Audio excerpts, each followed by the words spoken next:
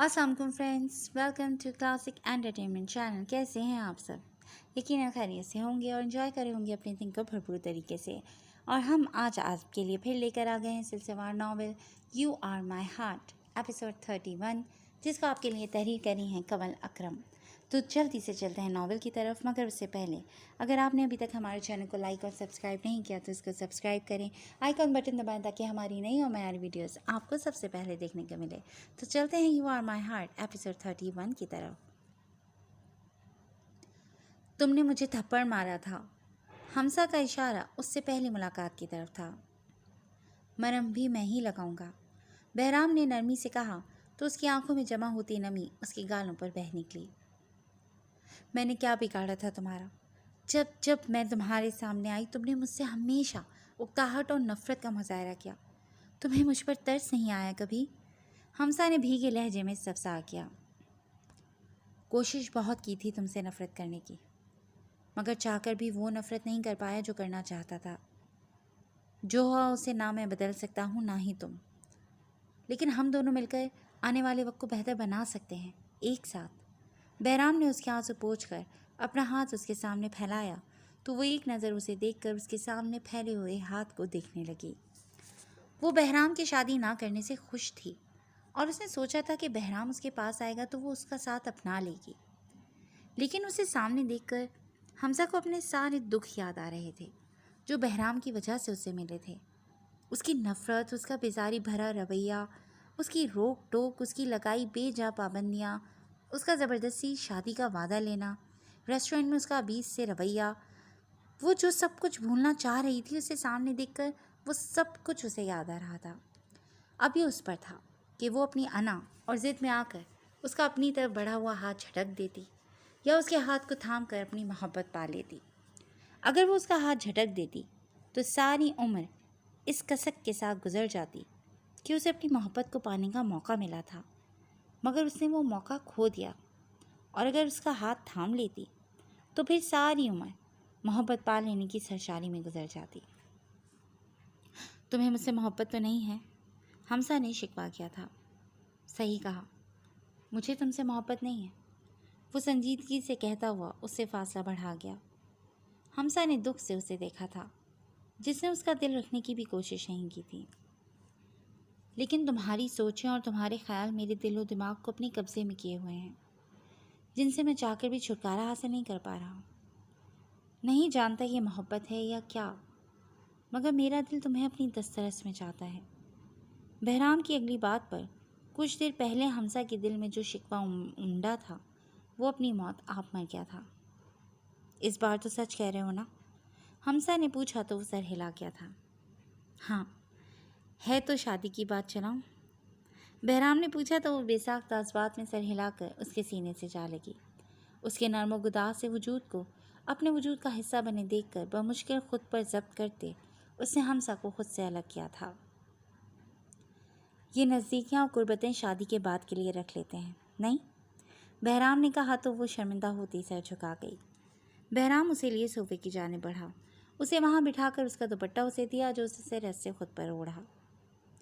अनफाल को बड़ी बहन के रूप में कबूल कर लिया है तुमने? बहराम ने उसके साथ सोफे पर कुछ फासले पर बैठते हुए पूछा। पहले बहुत धचका लगा था, मगर तब भी उन्हें बड़ी बहन और भाभी के रूप में कबूल कर लिया था। मगर आज आप ही से सारी हकीकत जानने के बाद मुझे अनफाल आप ही के लिए बुरा भी लग रहा है, हमसा ने साफ गोई से कहा था। शायद उसकी किस्मत में यही सब लिखा हुआ था। वो मिलकर फिर से खो गई है, लेकिन इस बार मैं उसे ढूंढने में इतने साल नहीं लगाऊंगा कि सिर्फ पछतावे ही हाथ आएं। मैं उसे जल्दी ही ढूंढ लूँगा। मैं जल्द ही अपने घर वालों को यहाँ हमारे रिश्ते की बात करने के लिए भेजूँगा, और मुझे यकीन है कि किसी को भी एतराज़ नहीं होगा, ठीक है ना? बहराम ने संजीदगी से कहते हुए आखिर में इस्तफसार किया तो वो सर हिला गई। तुमने अजिया आपी को बहन के तौर पर कबूल कर लिया? हमसा ने याद आने पर पूछा था। इसके सिवा कोई चारा भी तो नहीं था। हकीकत यही है कि वो हमारी माँ जाई है और हम इस हकीकत को झुठला नहीं सकते। वैसे भी हमें बचपन से बहन का बहुत शौक़ था, अपनी बहन तो थी नहीं, तभी हम अनफाल, रायमा और आयमा को अपनी बहनें समझते हैं। بہرام نے گہرا سانس بھر کر بتایا۔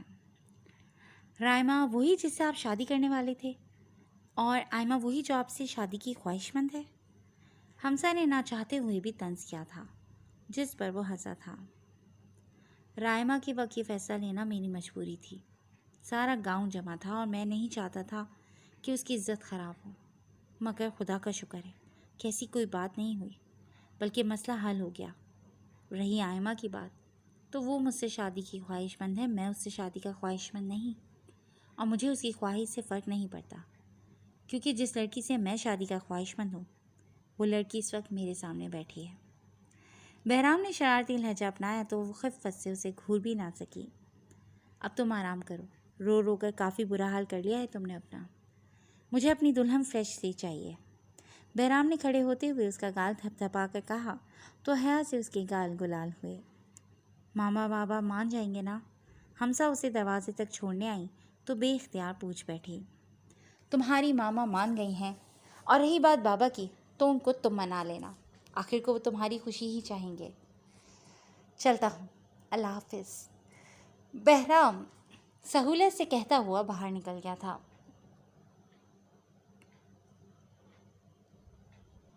جبکہ وہ بھی کمرے کا دروازہ بند کرتی ہوئی ہلکی پھلکی ہوتی، بہرام کی باتیں سوچتی بیڈ کی جانب بڑھ گئی۔ وہ اس وقت اپنے گھر میں بیٹھی ہوئی تھی۔ اس کے بابا نے اس لڑکے کو اس سے ملنے کے لیے گھر بلا لیا تھا جس سے وہ رشتے کی بات چلانے والے تھے۔ رحیم بابا نے اس لڑکے کو سب کچھ بتا دیا تھا، جس پر اس نے کوئی اعتراض نہیں کیا تھا، نہ ہی کوئی جواب دیا تھا، بس طہور سے ملنے کی خواہش ظاہر کی تھی۔ تبھی رحیم صاحب نے آج اسے گھر پر بلوا لیا تھا۔ شہناز خاتون کمرے میں سو رہی تھیں، جبکہ رحیم بابا باہر نکلے ہوئے تھے۔ وہ اس وقت سادہ سے لون کے سوٹ میں ملبوس، نفاست سے دوپٹہ سر پر جمائے، دھلے دھلائے چہرے کے ساتھ بیٹھک میں بیٹھی رحیم صاحب کا انتظار کر رہی تھی، اور اس کا انتظار کچھ ہی دیر میں ختم ہوا تھا جب رحیم صاحب بیٹھک میں داخل ہوئے تھے۔ اور وہ اکیلے نہیں تھے، ان کے ساتھ ایک خوش شکل لڑکا بھی تھا، اور ان کو دیکھ کر اس نے مشترکہ سلام کیا تھا۔ یہ میری بیٹی ہے طہور فاطمہ، اور بیٹا یہ عاطف ہے جس کے بارے میں نے تمہیں بتایا تھا۔ رحیم صاحب نے تعارف کروایا تو وہ سر ہلاتی ایک خیر مقدمی مسکراہٹ عاطف کی طرف اچھال کر اندر کی جانب بڑھ گئی۔ کچھ ہی دیر میں وہ عاطف اور رحیم صاحب کے لیے چائے لے آئی تھی، جسے وہ باتیں کرتے ہوئے نوش کرنے لگے تھے۔ وہ ایک خوش شکل، پڑھا لکھا اور تیکھے نقوش کا حامل لڑکا تھا، جس کی عمر کم و بیش 27 سے 28 سال تھی۔ ان کی باتوں کے دوران وہ خود خاموش بیٹھی ان کی باتیں ہی سن رہی تھی۔ کچھ ہی دیر میں وہ ان کو تنہائی فراہم کرتے اور بات کرنے کا موقع دے کر کمرے سے باہر نکل کر اندر کی جانب بڑھ گئے تھے۔ اس نے نظر اٹھا کر عاطف کو دیکھا تو وہ گہری نگاہوں سے اسی کا جائزہ لینے میں مشغول تھا۔ اسے عاطف کی نظروں سے جھنجھلاہٹ ہوئی تھی۔ تبھی ماتھے پر بالوں کا اضافہ ہوا، مگر وہ بولی کچھ نہیں۔ انکل نے مجھے تمہارے بارے میں سب کچھ بتایا ہے، اور مجھے سب کچھ جان کر بے حد افسوس ہوا۔ عاطف اتنا کہہ کر اپنی جگہ سے اٹھا تھا۔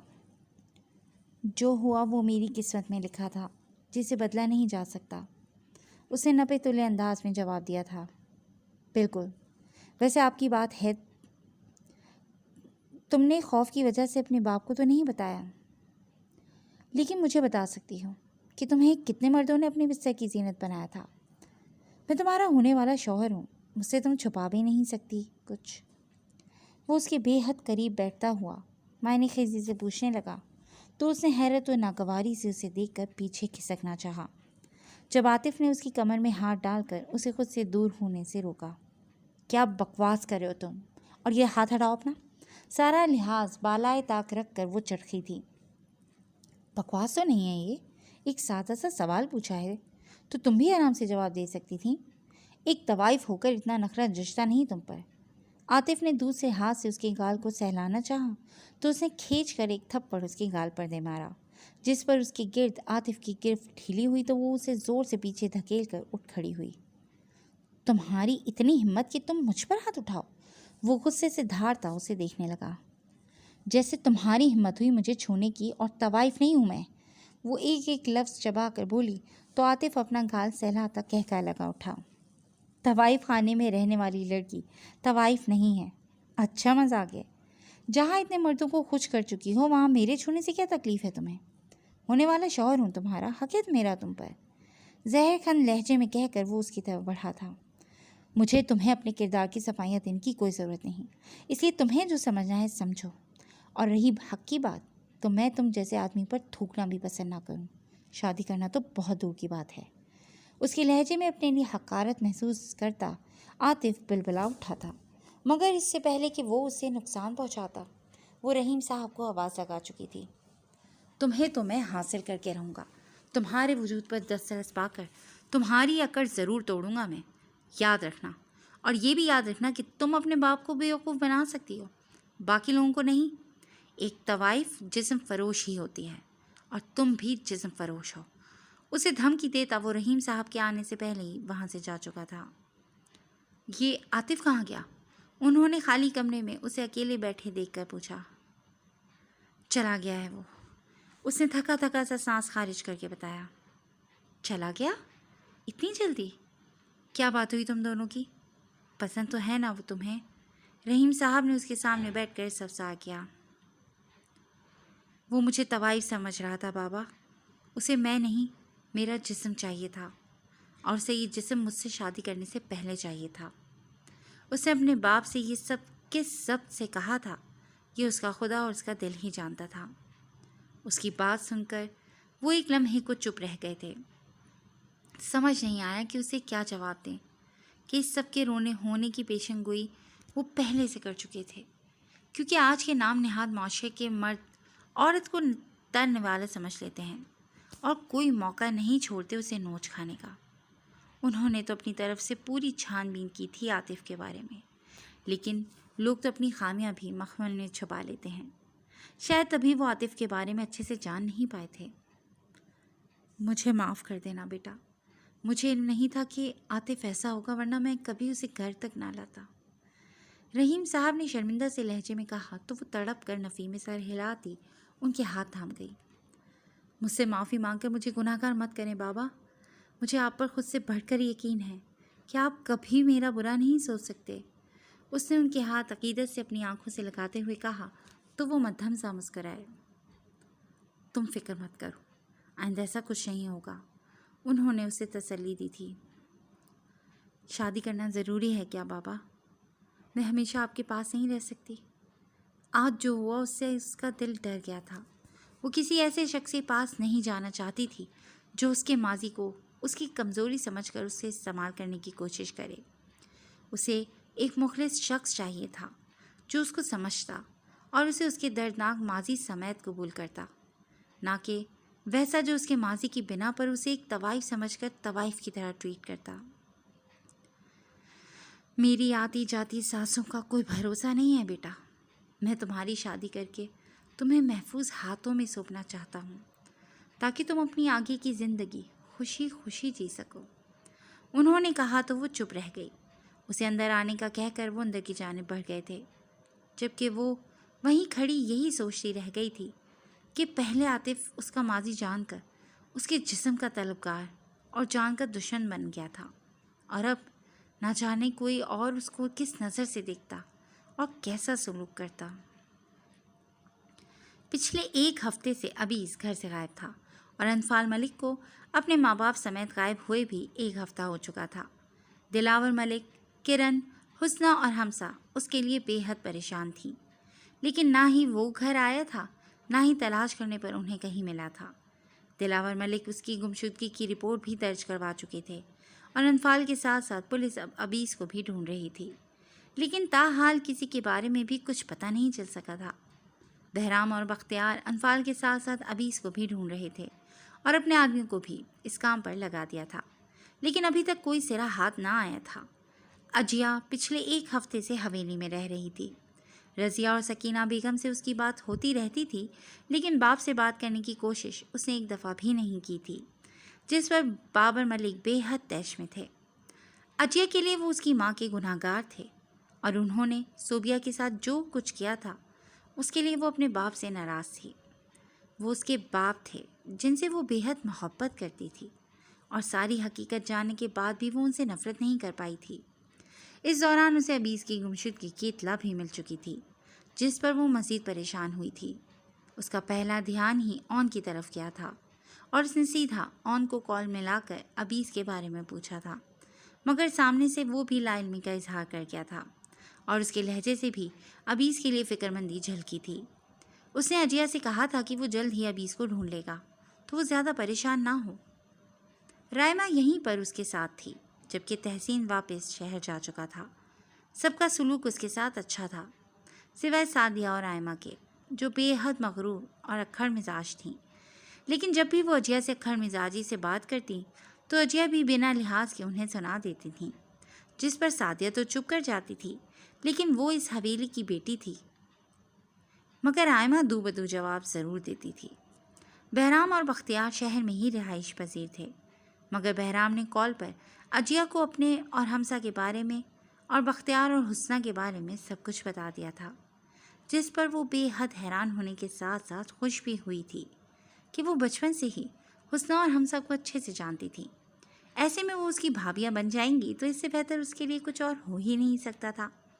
اس نے جلد ہی صوبیہ سے بات کر لی تھی اور صوبیہ کو بھی اس سب پر کوئی اعتراض نہیں تھا، بلکہ وہ خود ماضی کی تلخ یادوں کو بھلا کر ایک نئے سرے سے سب کچھ شروع کرنا چاہتی تھی۔ ہاں، اسے یہ ڈر ضرور تھا کہ کہیں کرن شہزاد ملک کی وجہ سے منع نہ کر دے، یا شاید بابر ملک ہی ایسا نہ ہونے دے، جس پر اجیا نے اسے تسلی دی تھی کہ سب ٹھیک ہو جائے گا۔ شرافت چغتوئی نے بھی اس سب پر کوئی اعتراض نہیں کیا تھا کہ گزرے وقت کے ساتھ انہیں بھی یہ سمجھ میں آ گیا تھا کہ بچوں کو ان کی خوشیاں دینا ہی ان کا حق ہوتا ہے۔ اجیا سے ان کا رویہ بالکل باپ بیٹی جیسا تھا، جس پر وہ بے حد خوش تھی۔ کرن پہلے ہی انفال کی گمشدگی پر پریشان تھی، اوپر سے ابیز کا غائب ہو جانا بھی اسے فکر میں مبتلا کر گیا تھا۔ وہ اسے اپنی ماں نہ مانتا ہو، مگر کرن نے اسے سگی بیٹی کی طرح ہی چاہا تھا۔ حسنہ اور حمزہ بھی اس کے لیے فکر مند تھی، لیکن چاہ کر بھی کچھ کر نہیں پا رہی تھیں۔ بہرام اور بختیار اکثر آتے جاتے رہتے تھے، جس سے انہیں کچھ تسلی ملتی رہتی تھی۔ کرن نے بہرام اور حمزہ کی بابت دلاور ملک سے بات کی تھی، لیکن وہ فیصلہ سنانے میں کچھ متعمل تھے۔ ابھی اس کے بغیر وہ اتنا بڑا فیصلہ نہیں کرنا چاہتے تھے، وہ بھی تب جب وہ یہ بھی جانتے تھے کہ بہرام ابھی سے انفال کا بدلہ لینے کے لیے حمزہ کو مہرہ بنانے والا تھا۔ اس ایک ہفتے میں بہرام کی بردباری اور چھا جانے والی شخصیت سے وہ متاثر ضرور ہوئے تھے، مگر اب بھی انہوں نے اپنا فیصلہ نہیں سنایا تھا۔ بابر کو ابھی تک اس بارے میں کوئی خبر نہیں تھی، ورنہ وہ ضرور کرن کو روکنے کی کوشش کرتا۔ حمزہ بے دلی سے اپنے کمرے میں تیار ہو رہی تھی، حسنہ بھی اس کے پاس ہی تھی اور وہی اسے تیار کر رہی تھی۔ آج بہرام کے ماں باپ یہاں آ رہے تھے حمزہ سے ملنے۔ مل تو وہ پہلے بھی چکے تھے، لیکن اس بار باقاعدہ طور پر رشتے کی بات کرنے آ رہے تھے تاکہ دلاور ملک کے دل میں جو خدشات ہیں انہیں دور کیا جا سکے۔ کچھ ہی دیر میں نیچے مہمانوں کی آمد کا شور اٹھا تھا۔ حسنہ اسے وہیں چھوڑ کر نیچے چلی آئی تھی، جہاں شرافت چغتوئی، صوبیہ، بہرام، بختیار، اجیا اور رائما سب سے مل رہے تھے۔ اجیا اور رائما آج یہیں سے گھر جانے والے تھے۔ سعدیہ، شہزاد ملک اور رائما یہاں نہیں آئے تھے کہ نہ تو سعدیہ اپنی سوتن سے ملنا چاہتی تھی، نہ ہی شہزاد ملک کرن کا سامنا کر سکتے تھے۔ آئمہ کو ساتھ نہ لانے کی یہی ایک وجہ تھی کہ وہ رنگ میں بھنگ نہیں ڈالنا چاہتے تھے۔ اسے نہ جانے جیسے علم ہو گیا تھا کہ بہرام اور حمزہ کی شادی طے ہو رہی ہے۔ تبھی اس نے بے حد واویلا مچایا تھا کہ وہ بہرام کو پسند کرتی ہے تو وہ کسی اور سے شادی نہیں کر سکتا، نہ ہی وہ اس سے کسی اور سے شادی کرنے دے گی۔ اس کی زبان کو لگام اس کے باپ کے تھپڑ نے لگائی تھی، جس نے اسے تھپڑ لگانے کے بعد کہا تھا کہ بہرام جس سے محبت کرتا ہے اسی سے اس کی شادی ہوگی، اس کے علاوہ مزید کوئی بات نہیں۔ اور پھر آئمہ نے مزید کوئی بات نہیں کی تھی، بلکہ جلتی کرتی اپنے کمرے میں جا کر بند ہو گئی تھی۔ کرن اور دلاور ملک ان حالات میں ان کی آمد کی توقع نہیں کر رہے تھے، لیکن اب جب وہ آ گئے تھے تو اچھے طریقے سے ان کا استقبال کیا تھا۔ وہ سب لوگ اس وقت لاؤنج میں بیٹھے ہوئے تھے اور چائے نوش کرنے کے بعد باتوں میں مصروف تھے۔ رائما اور اجیا اٹھ کر حسنہ کے ساتھ حمزہ کے کمرے میں جا چکی تھیں۔ بختیار اور بہرام دلاور ملک کے ساتھ محو گفتگو تھے، جبکہ صوبیہ اور کرن آمنے سامنے بیٹھی تھیں۔ ماضی میں جو ہوا میں اس سب کو بھلا کر ایک نئی شروعات کرنا چاہتی ہوں۔ میں نے کبھی نہیں سوچا تھا کہ اپنے بچوں کے ذریعے سے ہمارا کبھی آمنا سامنا ہوگا، اور اس انداز میں ہوگا کہ انجان بن کر گزرنا مشکل ہو جائے گا۔ صوبیہ نے دھیمے سے لہجے میں کہنا شروع کیا، میں بھی اب وہ سب کچھ یاد نہیں رکھنا چاہتی، کیونکہ ماضی میں صرف اذیتیں ہی اذیتیں ہیں، وہ تکلیفیں ہیں جنہوں نے میری بیٹی کی خوشیاں کھا لیں۔ تم شاید مجھے قصوروار سمجھتی ہوگی، مگر میرا یقین کرو، مجھے بابر بھائی کے ارادوں کی بھنک تک نہیں تھی، ورنہ میں انہیں کبھی وہ سب کرنے نہیں دیتی۔ کرن کا لہجہ بھیگا ہوا تھا۔ میں پہلے تمہیں قصوروار سمجھتی تھی، مگر وقت گزرنے کے ساتھ اندازہ ہوا کہ جو ہوا اس میں تمہاری کوئی غلطی نہیں تھی۔ یہ تو بابر کا بدلہ اور انا تھی جس نے میری زندگی برباد کر دی۔ اس سب میں میرے حصے میں اتنا خسارہ نہیں جتنا تمہاری بیٹی کے حصے میں آیا۔ میری نہیں تو اپنی بیٹی کی ہی پرواہ کر لیتی۔ صوبیہ نے یاسیت سے اسے دیکھ کر کہا تو کرن کی آنکھیں ایک بار پھر آنسو ٹپکانے لگیں۔ یہ پچھتاوا تو ساری زندگی میرے دل میں رہے گا کہ اپنی بیٹی کو برباد کرنے میں میرا بھی ہاتھ ہے۔ اگر میں اجیا کی وجہ سے خاموش نہ ہو جاتی تو آج اجیا اپنی ماں کے پاس اور انفال اپنی ماں کے پاس ہوتی۔ بابر بھائی کے احسانات اتارنے کی خاطر میں نے اپنی بیٹی کو چھوڑ دیا کہ ان کی بیٹی ان کے پاس رہ جائے۔ مجھ سے زیادہ بدقسمت ماں بھی کوئی ہوگی جس کے سامنے اس کی بیٹی ملحسہ بن کر آئی اور وہ اسے پہچان بھی نہ سکی۔ کرن نے پور اذیت لہجے میں کہا تو صوبیہ بھی تعصب سے لب بھیج گئی۔ تم فکر مت کرو، جلد ہی وہ مل جائے گی اور پھر ہم دھوم دھام سے اس کی شادی کریں گے۔ صوبیہ نے اسے تسلی دی تو وہ پھیکا سا مسکرائی۔ اس کے جانے کے بعد تو ابھی بھی نہ جانے کہاں چلا گیا ہے، سب اس کے لیے پریشان ہیں، خدا جانے وہ دونوں کس حال میں ہوں گے۔ کرن نے فکر مندی سے کہا تو وہ گہرا سانس بھر کر رہ گئی۔ اس سے پہلے کہ وہ کچھ کہتی، رائمہ، اجیا اور حسنہ حمزہ کے ساتھ نیچے آئیں۔ خوبصورت سے سنہرے غرارے میں ملبوس ہلکے پھلکے میک اپ اور جھولی کے ساتھ حمزہ بے حد خوبصورت لگ رہی تھی۔ محرام کی نگاہ اس کی جانب اٹھی تو اٹھی رہ گئی، جو نظر لگ جانے کی حد تک پیاری لگ رہی تھی۔ حمزہ سب سے باری باری ملی تھی اور پھر صوبیہ نے اسے اپنے ساتھ ہی بٹھا لیا تھا۔ اسے پہلی ہی نظر میں نرم و نازک سی حمزہ بے حد پسند آئی تھی۔ آپ سب سے کچھ بھی ڈھکا چھپا نہیں ہے بھائی صاحب۔ حمزہ کا بڑا بھائی ابھی یہاں نہیں ہے اور اس کے بغیر میں حمزہ کی زندگی کا اتنا بڑا فیصلہ نہیں لینا چاہتا تھا، لیکن میری بیٹی کی خوشی اسی میں ہے تو مجھے بھی کوئی اعتراض نہیں۔ لیکن ایک بات کہنا چاہوں گا، جو کچھ بھی ماضی میں ہو چکا اس میں ان بچوں کا کوئی قصور نہیں، نہ ہی ان کی کہیں غلطی نکلتی ہے۔ انفال اور ابیز کا معاملہ ان سب سے الگ ہے۔ ابیز انفال کا قصوروار ہے اور وہ اسے جو سزا دینا چاہے دے سکتی ہے، ہم اسے نہیں روکیں گے، لیکن ان دونوں کے معاملے سے حمزہ کا کوئی لینا دینا نہیں ہے۔ میں نہیں چاہتا کہ بہرام ابیز کے کیے کا بدلہ اس کی بہن سے لے، جبکہ پہلے بھی وہ ایسی ایک کوشش کر چکا ہے۔ دلاور ملک نے کہا تو شرافت چختوئی نے خشمگین نگاہوں سے بہرام کو دیکھا، جو لب بھیجتا نظروں کا زاویہ بدل گیا۔ ہمیں بہرام کی کسی کارروائی کے بارے میں کوئی علم نہیں، لیکن جو ہوا اسے ماضی سمجھ کر بھول جائیے۔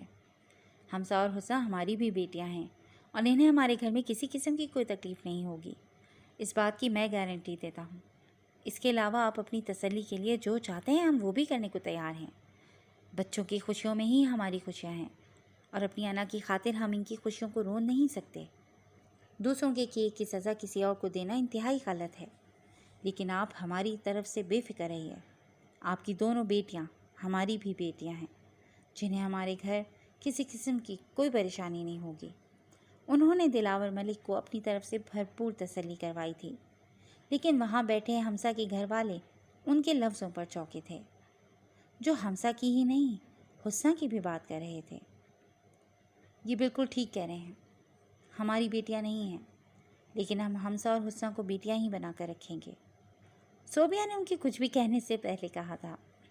بختیار کی نظریں حسنہ پر جمی ہوئی تھیں، جو الجھن اور حیرانی سے سب کچھ سمجھنے کی کوشش کر رہی تھی۔ بخت نے اس سے کہا تھا کہ وہ اس کی زندگی میں اب کبھی لوٹ کر نہیں آئے گا، بلکہ اس کا انتظار کرے گا۔ حسنہ مطلب؟ کرن نے اچنبھے سے پوچھا۔ مطلب کہ حمزہ اور حسنہ دونوں میری بھابیاں بنیں گی۔ یہ میری ہی نہیں بلکہ ہم سب کی خواہش ہے آپ کو کوئی اعتراض تو نہیں نا پھپھو؟ جواب اجیا نے دیا تھا، جس پر کرن کچھ دیر کے لیے چپ رہ گئی تھی، اور چپ تو باقی سب بھی رہ گئے تھے۔ جہاں ہمسا خوش ہوئی تھی وہیں حسنہ آنکھیں سکیڑے بختیار کو دیکھ رہی تھی، جو بنا پلکیں جھپکائے حسنہ کو ہی دیکھ رہا تھا۔ اس کی نظروں میں نہ جانے کیا تھا کہ حسنہ کو خود ہی اس سے نظر چرانی پڑی۔ دلاور ملک، جو بختیار شروع سے ہی بہت پسند تھا، وہ ان کے سامنے والے گھر میں رہتا تھا اور اکثر ان کے گھر آتا جاتا رہتا تھا۔ بہرام کی نسبت وہ بے حد شائستہ مزاج اور خوش اخلاق تھا۔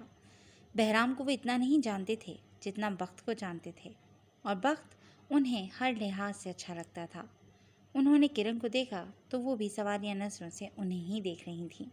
انہوں نے بختیار کو دیکھا جو آس بھری نظروں سے انہیں دیکھ رہا تھا، جس کا مطلب تھا کہ یہ سب اسی کی منشا پر ہو رہا تھا۔ بخت کو میں بہت اچھے سے جانتا ہوں، بہت اچھا اور سلجھا ہوا بچہ ہے، لیکن میں اپنی بیٹی کی مرضی کے بغیر اس رشتے کے لیے حامی نہیں بھر سکتا۔ انہوں نے کہا تو سب کا رخ حسنہ کی طرف ہوا، جو سب کو اپنی طرف متوجہ دیکھ کر بوکھلا گئی تھی۔ بخت نے دھڑکتے دل سے آنکھیں میچیں کہ نہ جانے سب کے سامنے وہ کیا جواز بنا کر انکار کرے گی۔ بتاؤ بیٹا، کیا آپ راضی ہیں؟ صوبیہ نے نرمی سے پوچھا تو وہ سر جھکا گئی۔ ان کا نرم سا لہجہ اسے اچھا لگا تھا، اور ابھی اگر وہ منہ پھاڑ کر انکار کرتی تو سب اس کے بارے میں نہ جانے کیا سوچتے۔ وہ سب کے سامنے اپنے ماں باپ کا سر نہیں جھکانا چاہتی تھی۔ اس نے نظریں اٹھا کر بخت کو دیکھا، جو اب بھی آس بھری نظروں سے اسے ہی دیکھ رہا تھا۔ اس کا دل دھک سے رہ گیا۔ اس کے اتنی بار تلخی سے انکار کرنے کے باوجود بھی اسے بخت کی آنکھوں میں اپنے لیے نفرت کا عنصر نظر نہیں آیا تھا۔ جو مام ڈیڈ کا فیصلہ ہوگا مجھے منظور ہے، اس نے خود کو کہتے سنا تھا۔ نظریں اب بھی بخت پر تھیں، جو حیران سا نظر آتا تھا اور اب اس کے باپ کو دیکھ رہا تھا۔ بہرام اور رائمہ خاموش تماشائی بنے بیٹھے تھے۔ حسنہ رائمہ سے مل چکی تھی اور اس کے لیے خوش بھی تھی، جس نے اسے اپنی شادی کے دن کی ساری بات تفصیل میں بتائی تھی۔ مجھے بخت ویسے بھی بہت پسند ہے، تو مجھے اس رشتے سے کوئی انکار نہیں، لیکن بچوں کی شادیاں عبیز اور انفال کے گھر لوٹ آنے کے بعد ہی ہوں گی۔ دلاور ملک نے کہا تو سب کے چہروں پر خوشی کی لہر دوڑ گئی۔ شدت جذبات سے بخت کا چہرہ سرخ پڑا تھا۔ جی دوستوں، آج کے لیے بس اتنا ہی۔ کیسی لگی آپ کو آج کی یہ ایپیسوڈ، اور بخت کیا ایکشن لینے والا ہے، اس کے بارے میں آپ ہمیں اپنی قیمتی رائے سے ضرور آگاہ کیجیے گا، اور جڑے رہیے گا کلاسک انٹرٹینمنٹ کے ساتھ، جہاں بہت جلد ہم ایک نئی ایپیسوڈ لے کر حاضر ہوں گے۔ ٹل دین ٹیک کیئر اینڈ اللہ حافظ۔ السلام علیکم فرینڈ۔